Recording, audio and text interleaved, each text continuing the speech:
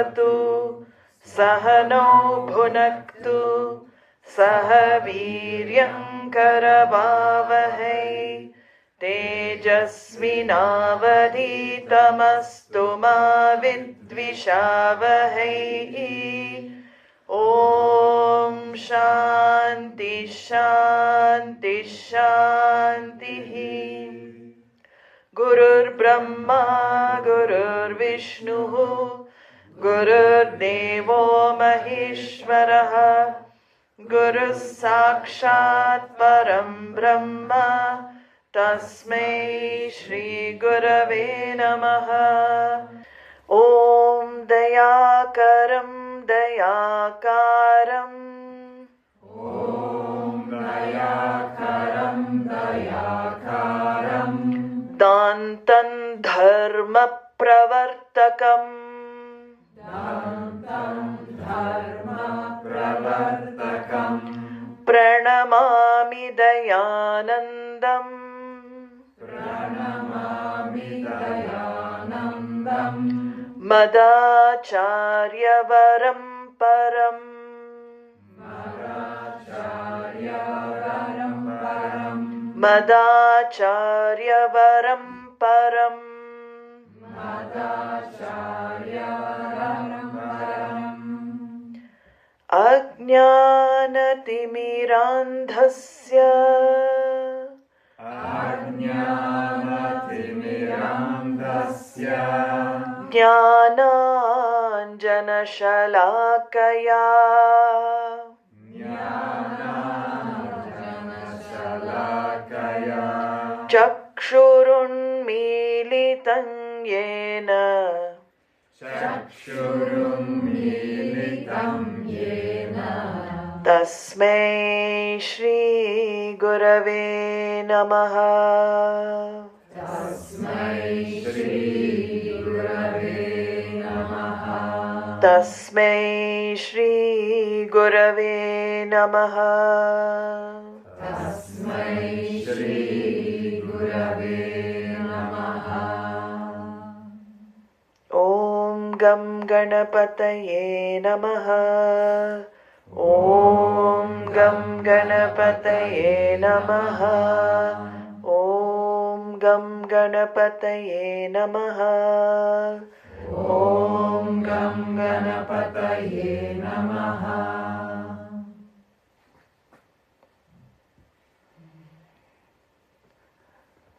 So just the brief meaning I want to give before I start of this Daya Karam. It's a very beautiful prayer. Daya Karam. So Kr Dhatu in Sanskrit is to do. I think you know, many of you know that. Karam comes from that. So Daya Karam, the one who does compassion, literally, but the one who gives compassion. We would say in English, Daya Karam, the one who generates compassion, the one who gives compassion. And there's a play on Sanskrit words, Akaram. Akaram here, the second one, Daya Akaram. Akaram means form. So the form of compassion. So the first part is Daya Karam, the one who gives compassion. Daya Karam, because of Sanskrit Sandhi, people who know, A plus A in Sanskrit, or A plus A equals A. So it becomes Daya Karam, the embodiment of compassion. Daya Karam, Dantan, Dantam. Dantam, but because of Sandhi, you say Dantan Dharma, because the is following. Dantam means the one who is restrained in sense pleasure, sense pursuit. Dhamma comes from that, the one who is able to rein in the organs of action and the sense organs. So Dantam, he was a master basically of his mind and of his sense powers. Dantam, Dharma Pravartakam.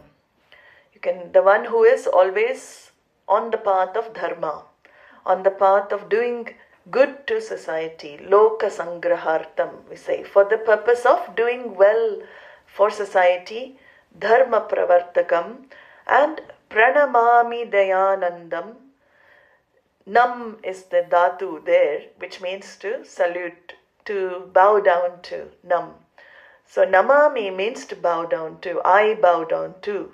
Here you have an upasarga, pra. Pra namami. Pra always adds an extra. Prakarshena namami. I bow down totally. I totally surrender to that. Pranamami dayanandam, to that embodiment of daya, which is Ananda, who is Ananda, that compassion and that limitlessness. Pranamami dayanandam madacharya varam param. The one, my acharya, my teacher. So my acharya, varam param. He is the greatest amongst all the teachers. So it is a devotional shloka. We usually say this now in Rishikesh also as a practice. So if you study in Gurukulas, this has been introduced in many places. So it's a very beautiful one for Swami Dayananda. I know that many of you have had the connection with him before, so you will be able to link to it. And those who don't have connection with Swamiji, you will see through his teachings, you will get connected. So we can understand Swamiji through his teachings. So this is the Dayananda prayer. And I think the other prayers you're all familiar with, but maybe I'll just explain Sahana Vavatu. That's also an important one there. We start with that. Saha Naha Avatu. Saha is he. Naha us. So Saha Naha Avatu, may he protect us. Who is this he? This he, is it a mafia don? No. It is Ishvara. May that Ishvara. And who is this us? Naha is us. There's two of us. Here, the teacher and the student. That's why it's chanted at the beginning of any class. Protection for the teacher and the student. And what is the form of protection? By knowledge. Knowledge is the greatest protection. So may he protect us through this knowledge. Saha naha avatu. Saha nau bhunaktu. May he nourish us. So may he nourish us with the knowledge.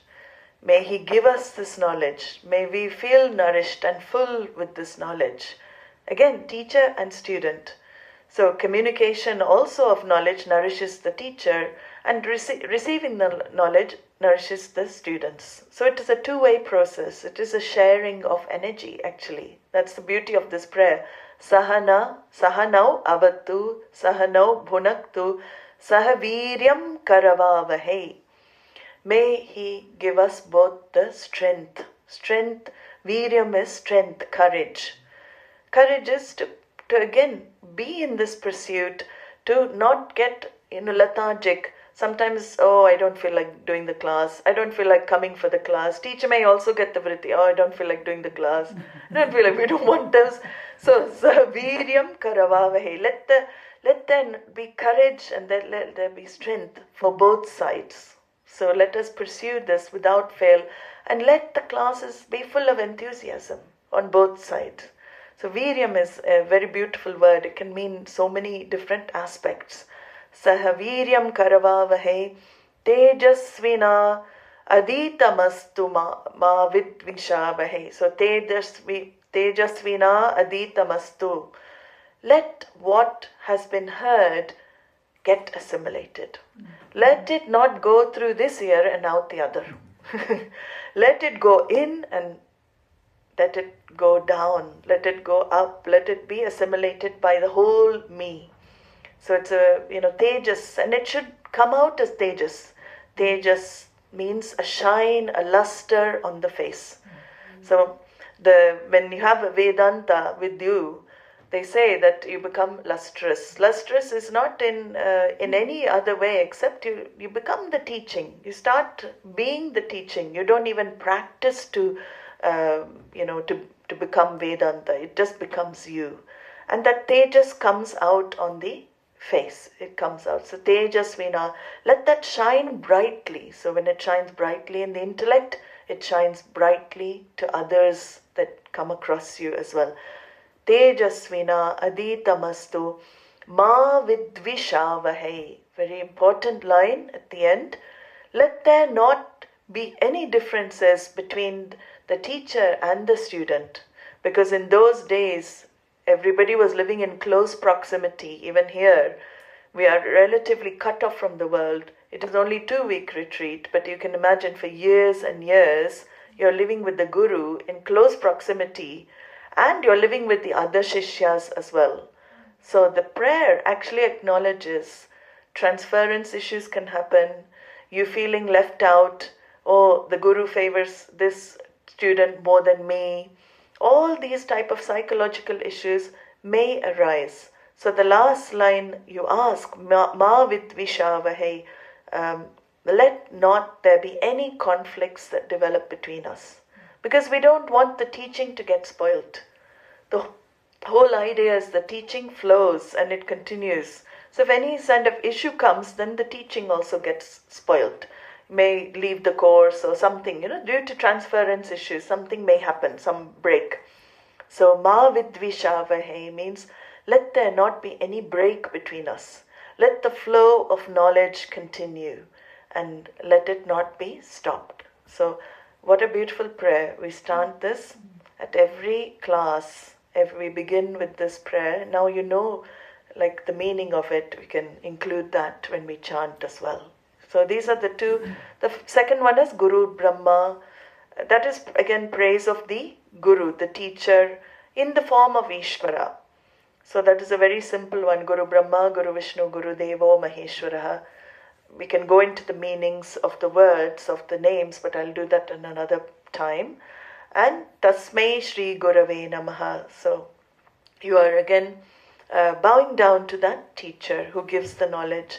And the last one I included is from Guru Stotram. I love that particular verse which says Ajnana Timirandasya. So Ajnana Timirandasya. So everybody is said to have a cataract. So cataracts, I don't know in Swedish, but cataract is something in your eye you can't see clearly. It makes it you get clouded. It's some kind of like cloudy eye. Then you get laser surgery to get it removed and everything these days. In those days, that kajal, it is called anjana here. It is a black kajal with herbs. And they used to apply that to clear these cataracts and also clear any eye issues. So it's actually, kajal is very good for the eyes, the herbal kajal. Now with all chemicals it's changed. So this is an analogy that points to that. So Ajnana Timirandasya, for the cataract of ignorance. Jnana Anjana Shalakaya. The Guru applies the Jnananjana, the kajal of knowledge. He applies. Collyrium, you say in English, it's a huge word. Nobody in England will know what collyrium is, but that's what it's called. You apply that kajal, that black line of jnanam, of knowledge, to the eye, which has the cataract, and chakshurun militam yena, to that teacher who has opened my eyes, who has made me see myself clearly, who has made me see the world and others also clearly, without my projections. Unto that teacher, my namaskaras. So it's a very beautiful analogy from Guru Stotram. I included that also in the chant. So these are the opening prayers. And with this, I'd just like to have a small introduction to what we are doing. Just to remind us, I'm sure we have heard introduction to Vedanta many, many times before, but it's always good to examine our pursuits in life and understand what it is that we are really seeking and why we are seeking. So Vedanta, first we start with seeing that there is a fundamental problem that all human beings suffer from. Everybody, everywhere. And now this year I have traveled all countries. I have seen different languages, different cultures, different foods, different types of people. But I've noticed one thing in common, which is the fundamental problem. So humanity is more connected than we think. And what is this problem that is highlighted? It is the sense of disapproval, self-disapproval. I don't like myself as I am. I don't approve of myself. I don't accept myself as I am. Now many people will think, well, what is Swamini saying? I do accept myself. I do like myself.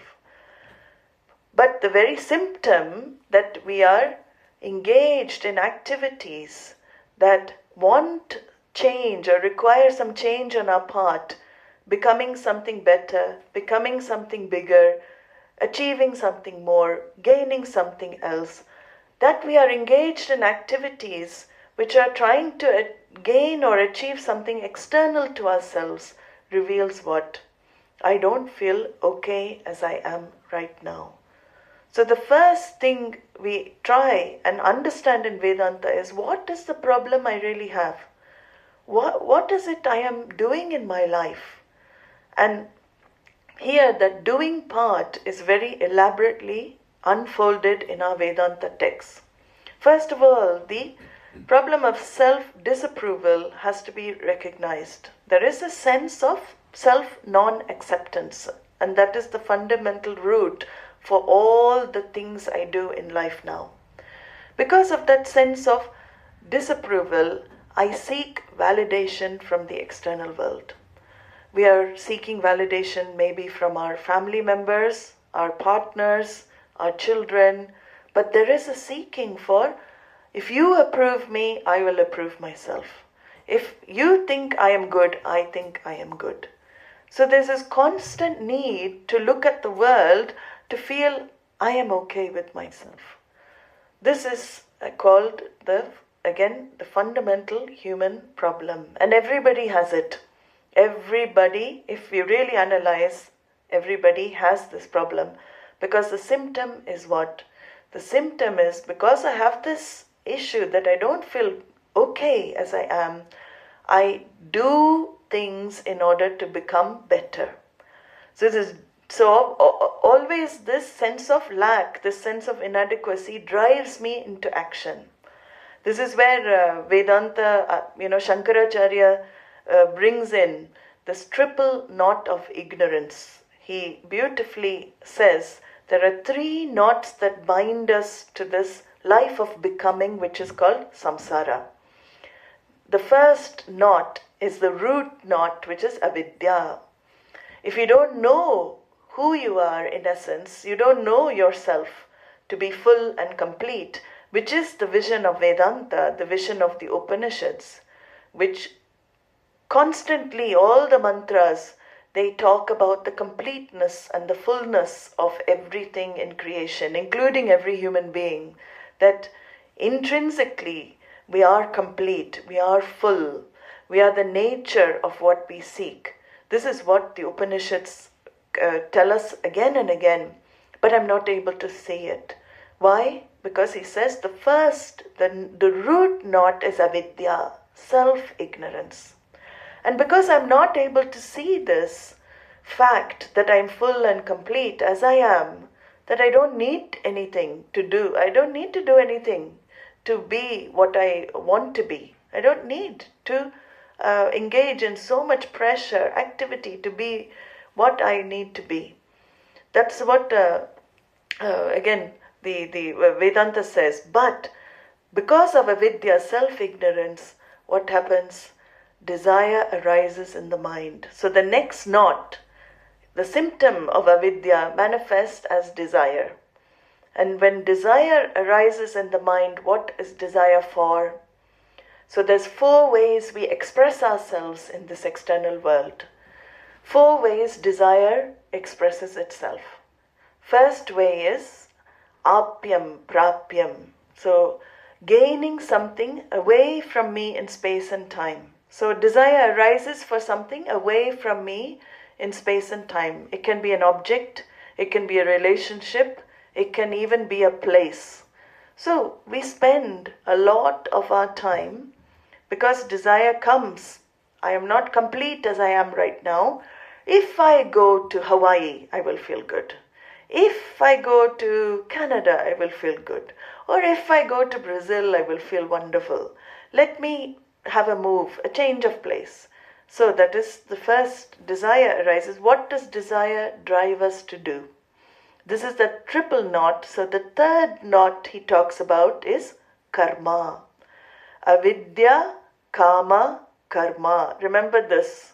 Very important, because these three, and we add two more, but these are the fundamental three. We'll see the two more after. Avidya, self-ignorance, not feeling I am complete. This lack of self-acceptance as I am right now drives desire to arise. Desire arises in the mind to feel what? To feel complete, to feel satisfied. If you look at your desires, you'll see it is always the mind telling me, if I get this, I'll feel good.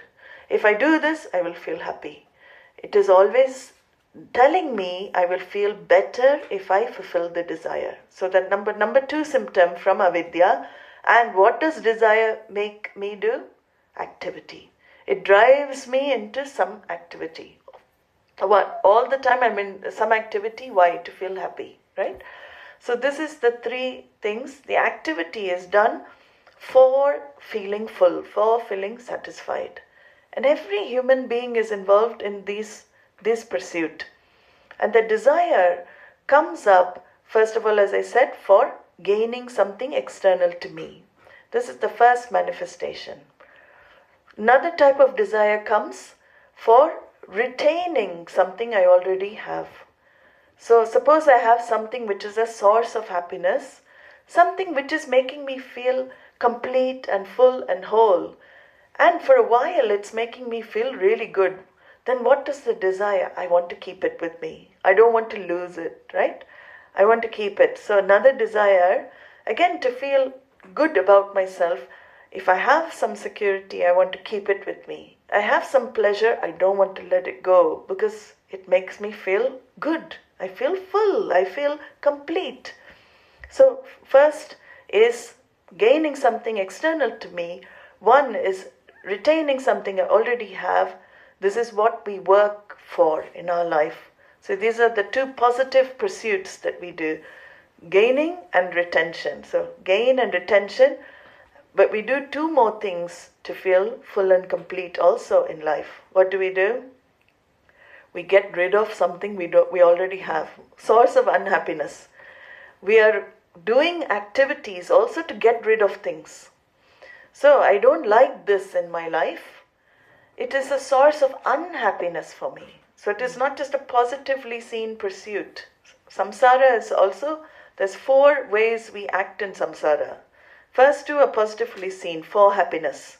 Gain and retention for happiness. Second two pursuits are to avoid unhappiness. So gain of happiness, avoidance of unhappiness. So unhappiness means I have something making me unhappy. Relationship is a good example. Before that relationship gave happiness, now it's making me unhappy. So what do I want to do? Get rid of. Divorce. Do this. Get rid of something making me unhappy. It is all I-centered, we have to see. Even though we think we're sometimes very selfless creatures, we're not. Shastra is very brutal about it. Atmanastu kamaya sarvam priyam bhavati. We do everything for our own sake. It sounds brutal, but it is the truth. Everything we do for that pleased self to come. So this is another pursuit. I want to get rid of something which is giving me unhappiness. Or I have in my mind, the 4th final thing we do is avoid something which I think is going to give me unhappiness. So we all avoided coronavirus for 2 whatever years. I avoided, I locked myself in my house. I did not move out, or we were told to lock ourselves up. And because we avoided catching something which we knew is going to be a source of unhappiness. So this is how you can put all your activities under this umbrella of 4 pursuits. Gain of something, retention of something, avoidance of something, and getting rid of something. Everything in life we do this. Everyone is doing this everywhere. And these 4 things are called samsara. That 4 things that we do is actually called samsara. Because it is done, what? For feeling full. For not feeling that you're already complete. It is for the sense of completeness. So this is the first thing that the Shastra makes us recognize. Why I am doing what I am doing, for what reason.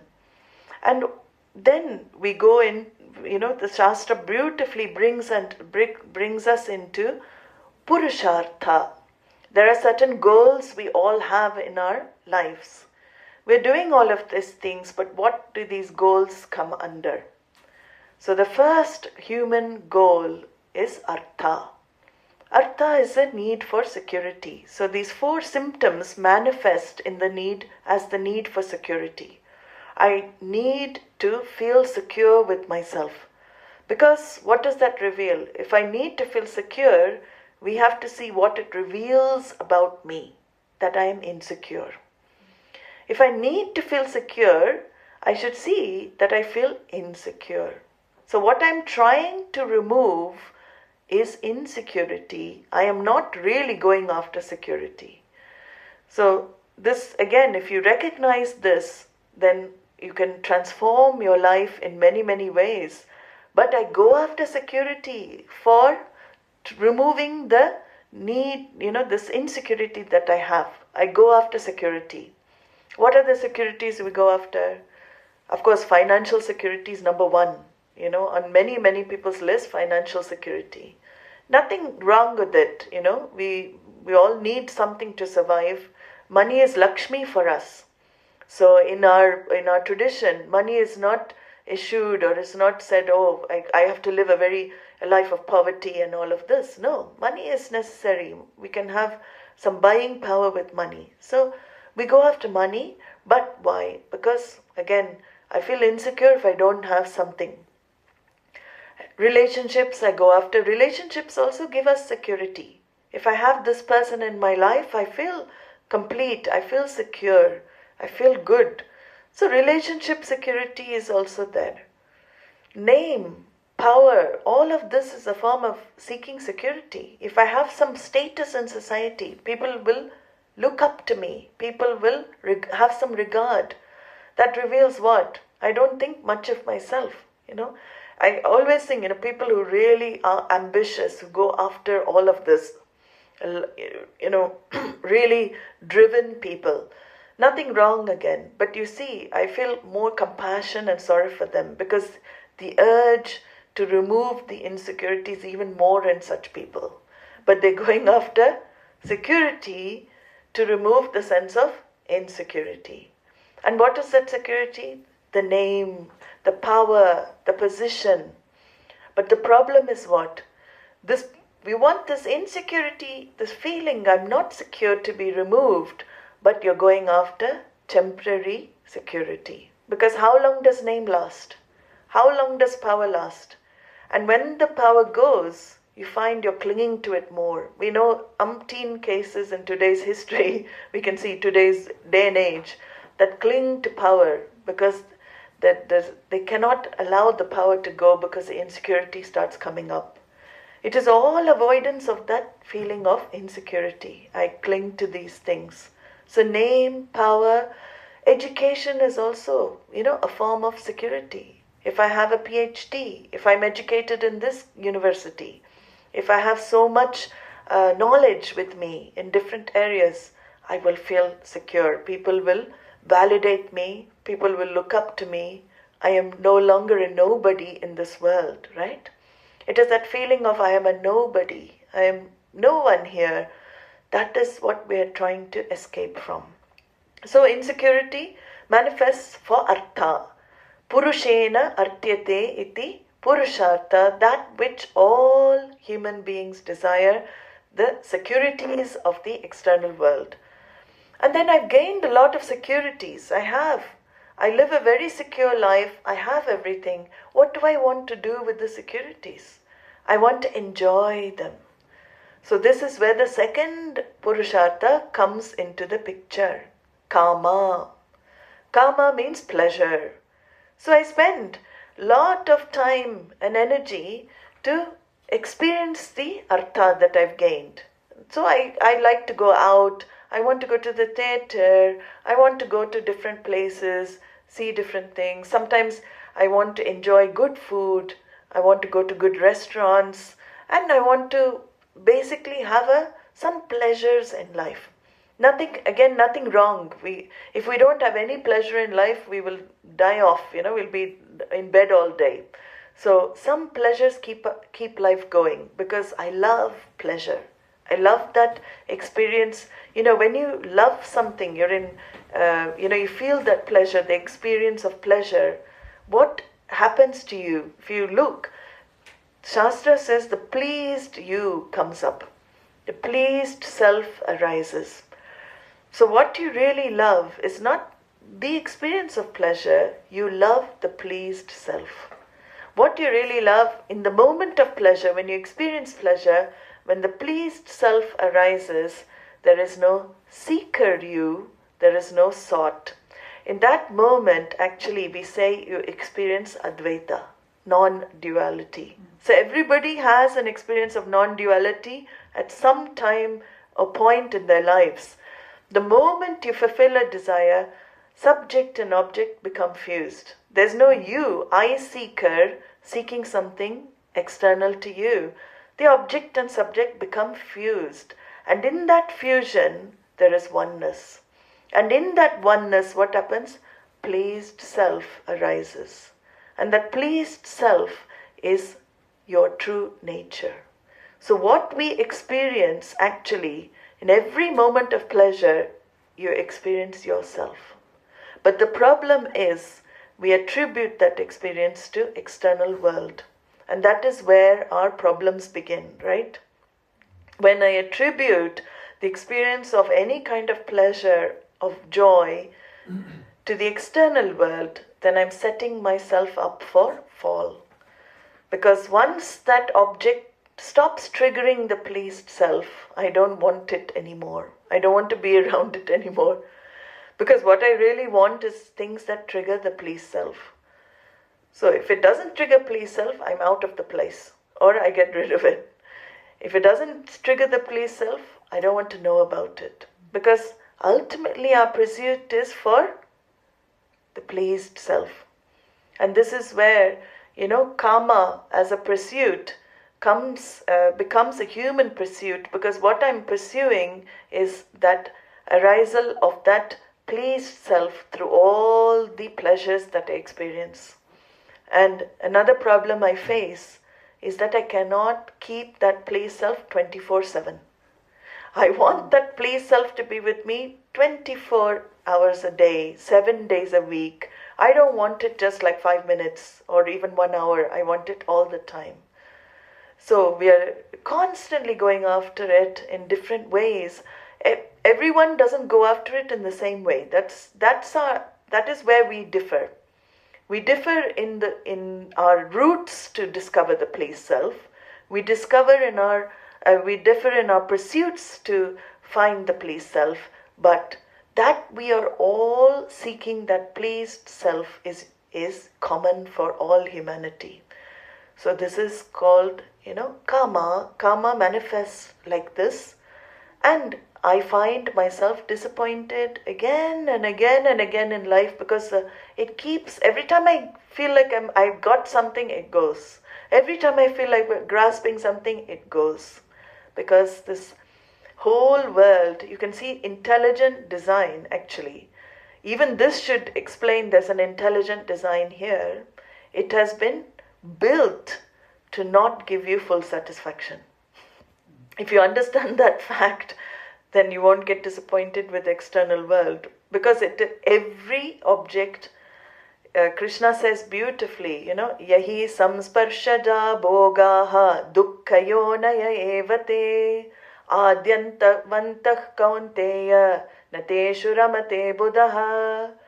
Yahi samsparshada bhogaha. Any pleasure that is born with the contact of the sense organs with the sense objects. Dukkha yonaya evate, it always has a seed of unhappiness in it. The object that gives you so much pleasure can give you so much displeasure at one time or other. So everything comes inbuilt with pleasure and pain. This is how the world works. Everything has pairs of opposites. So what you like one minute, you could hate the next moment. So he says that, and he says, Adyantavantah kaunteya. Everything has a beginning and it has an end. Adi and Anta. Be very, very clear about this. Don't think this things, experiences in the world, pleasures of this world will last forever, because they do not. This is something also that has to become clear in the mind. So he says, Adi Anta Nateshu Ramate Buddha. The wise people don't revel in sense pleasures. They don't get absorbed in the external world. They enjoy and they let go. That's the trick in life. Enjoy, let go. Enjoy, let go. Because you know the facts are ingrained. What is the fact? Everything is going to go. It is coming into your life, it is going to go out of your life. Anything that has a beginning has an end. So, Gita, many verses, he talks about this beginning and end to everything. We call it anitya. We're going to examine that in Pañcadaśī as well. So, karma has limitations. Karma is one of the pursuits of human beings. The next pursuit, in fact, is actually put at the front because it governs the artha kama pursuit, and that is Purushartha called dharma. So dharma is a very different type of Purushartha. It is a joy that one gets, or a type of satisfaction one feels when one does the right thing in life. So dharma has many, many meanings, but it's a joy. Even if that right thing does not bring you security and pleasure, doing the right thing, there is a satisfaction you feel. So dharma becomes a very important pursuit of a human being, especially if the person wants spiritual success. Dharma can also mean reaching out activities, helping others. So it grows, it is a growth from artha kama for oneself. Artha kama is usually for me and mine. Artha kama, we have security and pleasure with me and mine, my family or my people. Sometimes we grow more out of that me and mine and encompass more and more people. That's a sign of spiritual growth as well. The more people I see as me and mine, everybody is mine actually. We're all Vasudeva Kutumbakam. We're all one family. The Vedas say the whole world is a family. Who is this tiny family? Just my spouse and my kids. Who is this tiny family? We are related by blood, but we're not atmically. Are we not all connected? On the atmic level, everybody is intrinsically. We're all connected. So dharma becomes a very important pursuit for growth. When I take dharma as a purushartha in my life, I make it a goal, then it shows my emotional maturity. And emotional maturity means I need that emotional maturity to discover the fourth pursuit that the Shastra talks about. And that fourth pursuit is an as-though fourth pursuit. We know that it is the one pursuit actually that we're all seeking. And that is moksha. Moksha we have heard many, many times, I'm sure. And there are many, many explanations for moksha also. Dictionary definition will be what? The freedom from the cycle of birth and death. But what do we understand by that? We will see what that really means, going back to what I said earlier. But moksha comes from the Sanskrit root much, to be free. And to be free means to be free from something, right? So here is where we bring in what we really want, all of us in our life. Freedom from insecurity, number one. We want freedom from insecurity. We want freedom from inadequacy. Freedom from feeling small, limited. I don't like that feeling of feeling small and limited and bound by this particular body, mind, senses. I want freedom. I want freedom from it. And this freedom, search for freedom, as I said, it manifests in so many different ways for people. Some people jump off planes to discover some freedom. These extreme sports, you see people doing really tough things and, scary, all to discover this freedom. It's again expression of my wanting to be free from my limitations. Tapas, I want to be free from, if you do it, intense tapas, austerity, freedom from my limitations. So moksha, first, freedom from insecurity, freedom from limitation, freedom from this inadequacy, freedom from dissatisfaction, and finally, freedom from becoming. This life of becoming is a big stress, but we are stuck in it. That is called the cycle of samsara. It is stressful, doing, experiencing results. This is avidya. We go back now. Avidya, kama, karma. Self-ignorance leading to desire, leading to activity. Then the other two I'm adding, because this is where moksha comes in. When I do karma, what happens? I have to experience the results of karma. Because cause and effect is the law of karma. Cause is activity, karma. Then there is an effect, karma phalam, right? So cause leads to effect. When I do the activity, it is to experience the results of activity. And I always pray I get good results. Everybody prays for good results all the time. So karma is done for good results. But unfortunately, I don't call all the shots there, right? Sometimes some negative results also manifest in life. These are unpleasant for me, but we'll see what negative results reveal also and how we can deal with them. So avidya, kama, karma, karma phalam. Number 4, we add the results of action. Now, what is the 5th? If there is a result of action and I spend the whole life doing this, desire, action, result. Desire, action, result. Because I have not addressed the root problem. So I'm still stuck in the symptoms only. Desire, action, result.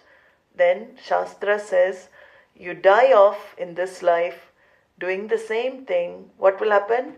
You come back in another body to do the same thing again. That is called rebirth, reincarnation. What do? Next body you get, we don't know where, we don't know which place. Some people think there's choice, but Shastra says there's no choice over where you will come back, manifest next time. When these clothes are thrown off, Ishvara's order decides which womb you will enter next birth. And we don't know where that womb will be. We don't even know what species the womb will be. That's also another possibility. It could be, according to Vedanta, it could be any species. But what happens is, you're stuck in that cycle and you will continue in that cycle because you have not fulfilled all the desires you wanted to fulfill in this life. Usually a lot of people have, when they're passing away, sometimes I've heard people saying, oh, I did not do this. When they're about to pass away, I should have done this in my life. I didn't do this.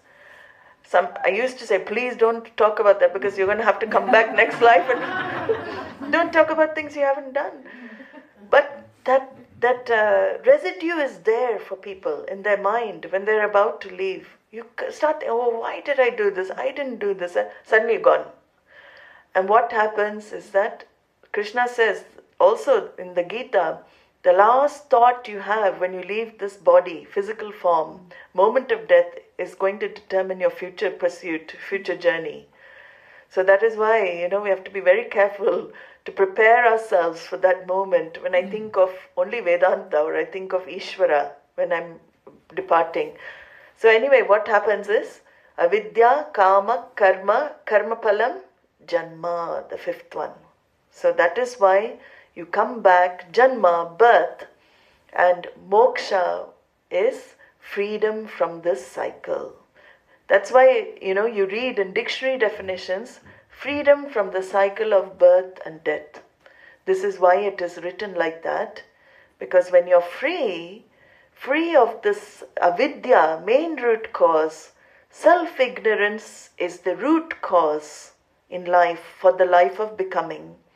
When you're free through self-knowledge, which is opposed to self-ignorance, then all the symptoms drop off. Then you don't need to worry about anything else. Even if desires arise, the desires can be for out of fullness.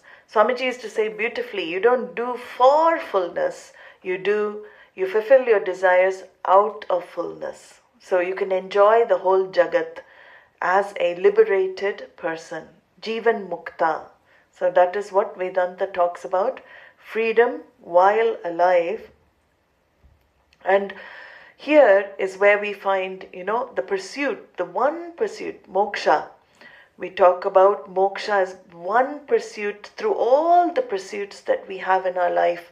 This moksha is the one thing that we seek. And discerning this, what do we find when we discern, this is what I want, then I want to make a change in my life. I see this is what I'm trapped in. How do I make a change in my life? And that change comes when you recognize the root problem. That is self-ignorance. And when you recognize the root problem, which is self-ignorance, you know the change has to be self-knowledge. It is only a question of knowing yourself to already be full and complete, to already be what you seek, to already be what you want to be. And that recognition will only come when you understand the self as consciousness. So this is where Vedanta, the Upanishads reveal the true nature of the individual is not the individual that is bound by the mind, the body and the sense organs. The individual is a spiritual being having a human experience, not a human being having a spiritual experience. We are born as spiritual beings, and this life that we have is an experience that we're going through. But the experience should help us see our true essence, what we really are. So in the Upanishads, we have great sayings, Mahavakyas. Many of you have heard, Tattva-viveka, I am that, you are that. You are that. What does it mean? Again, it takes years to unfold the three words. Not easy to understand. Aham Brahmasmi. I am that Brahman, limitless consciousness. Prajnanam Brahma. I am Atma Brahma. These are called great sayings, equations, the great equations that are in all the Vedas. And this is the clarion call. That is like the trumpet call of Upanishads, revealing your true nature to be more than what you think you are. To reveal your true nature as something limitless. Sat, Chit, Ananda, in the form of existence, consciousness, limitlessness. And this discovery, when we study Vedanta, the process is to listen more and more to the words of Vedanta as unfolded by a traditional a teacher coming in the tradition, because there's a way of unfolding, a methodology of unfolding. By exposing oneself more and more to the words of Vedanta, what happens? The mind starts shifting. You don't need to do anything here. So there's many arguments in the texts about knowledge versus action. The problem is we're always geared towards activity. Now we saw in the introduction, we always think, oh, I studied Vedanta, what do I do now? No, I studied this, what do I do? Theory and practice thinking is, all the minds are riddled with theory and practice. But with Vedanta, it is pure knowledge. There is no practice here. It is called Vastu Tantram. It is as good as the object. Purusha Tantram means where your free will is involved. So let me give you an example. If I say that this is a piece of paper, if your eyes are open and your mind is backing the eyes, what do you see? You see a piece of paper, right? You see the paper. If I tell you now this is a speaker, if I tell you, can you believe? You cannot, because what happens? Knowledge has taken place. That is called Vastu Tantram. When the means of knowledge, which is your eyes in this case, means of knowledge are functioning, and the mind backs the eyes, when the object is in front of you, knowledge has to take place. And once knowledge takes place, it cannot be negated. It's the same way with this Atma Jnanam. When the means are exposed to the words of Vedanta, here what is the means? Shravanam is the means. So when your ears are open, mind backs the ears and you hear about the nature of yourself, unfolded traditionally, in the traditional way. When you keep hearing, knowledge has to take place. There is a cognitive shift, we say, in the mind. You don't need to do anything. All one needs to do, the Purusha Tantram, the free will, works for you to enter the room and to sit. That's it. You don't need to do anything else. That's the brilliance about this Vedanta. You don't need to do anything else in this level of knowledge. The only thing that needs to be done is fine-tune the means of knowledge, which is the mind, the intellect. So the preparation comes there, but exposing yourself to Vedanta, what happens? You are Satchitananda, you hear these words, you are limitlessness, you are the meaning of satisfaction, the meaning of absolute peace. This is the true nature of every being in this universe, not just human beings, every being in this universe. Consciousness permeates, pervades and covers everything.